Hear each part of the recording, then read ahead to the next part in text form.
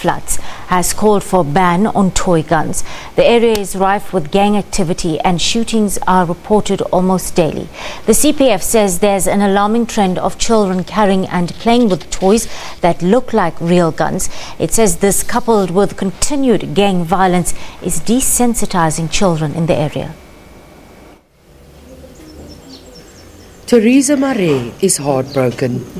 2 years ago, she lost both her sons and a daughter-in-law to gun violence, barely 8 months apart. All she has left of her 29-year-old twin boys, Ashley and Stanley Souls, are photographs. Ingrained in her memory are the 2 days that shook her world. Is 'n kind is 3 keer geskiet.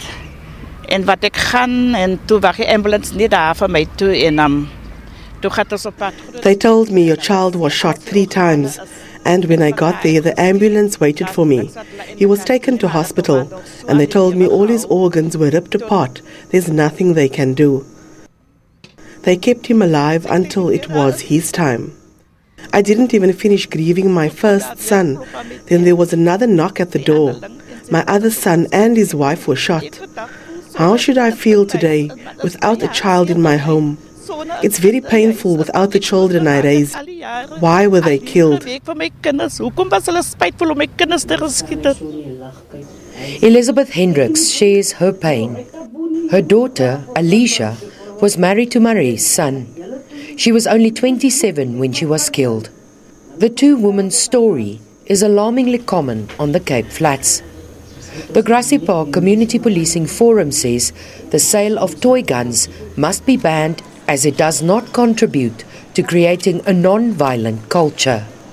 The gangsters watch these kids, they see these kids play with us, they even give the kids these toy guns to play with as part of the training and preparation for coming into the gangs. And then they give them the real guns.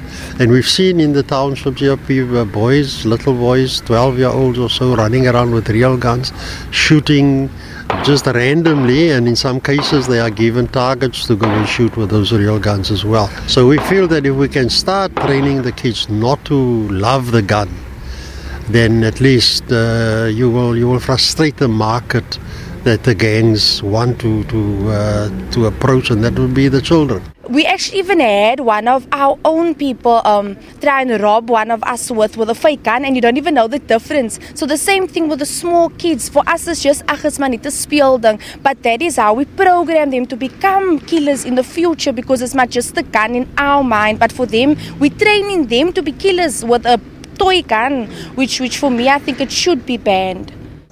The latest crime statistics from the police show that the murder rate is still high on the Cape Flats.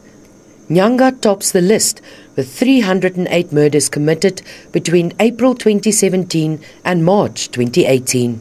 Over 800 gang-related murders were committed for the same period in the Western Cape. The statistics also show that firearms are the most used weapons in murders nationally. It's a government responsibility that our people should feel safe. Our children should live and play in a safe environment and have a safe space. Our seniors shouldn't be traumatized. Our working class people are being affected, being shot at when they go to work. So all these initiatives we welcome, but at the end of the day it's overwhelming, and it's clear that the police can't really deal with the matter as it is currently on the Cape Flats. The CPF says it will engage with stakeholders on the sale of toy guns. Meanwhile, community members say every weekend there are funerals as the gang violence continues unabated in Grassy Park. Mariska Botha, SABC News, Grassy Park.